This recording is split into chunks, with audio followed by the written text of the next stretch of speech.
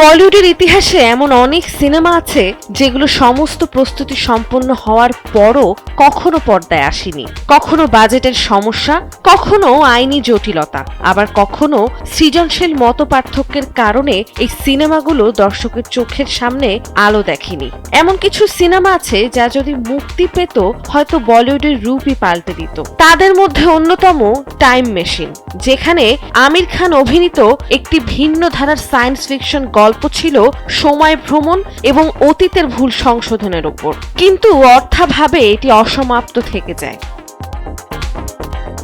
অমিতাভ বচ্চনের সুবাইট সিনেমা সম্পূর্ণ করা হলেও কোনোদিন মুক্তি পায়নি।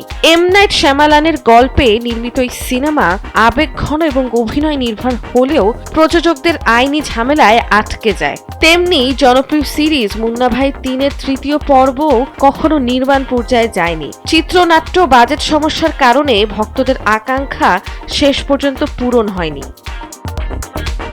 ঐতিহাসিক প্রেক্ষাপটে নির্মিত মরুধনায়গম সিনেমাটি কমল হাসানের এক যোদ্ধার গল্প নিয়ে বানানো হয়েছিল। আন্তর্জাতিক সমর্থন ও বিশাল সেট থাকার সত্ত্বেও উচ্চ বাজেটের কারণে এটি অসমাপ্ত থেকে যায়।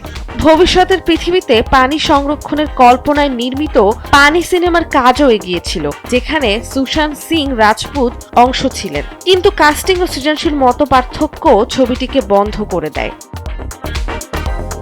এই সিনেমাগুলো আমাদের মনে করিয়ে দেয় শুধু বড় তারকাদের উপস্থিতি বা প্রচারণা দিয়েই কোন সিনেমা মুক্তি পায় না। প্রতিটি চলচ্চিত্র একটি গল্প, একটি শব্দ, যা কখনো কখনো বাস্তবের প্রতিবন্ধকতার কারণে অন্ধকারে হারিয়ে যায়। বলিউডের এই অজানা অধ্যায় আমাদের ভাবিয়ে তোলে কতটা সম্ভাবনা কখনো নিঃশেষ হয়ে যায় আলোর মুখ দেখা ছাড়া।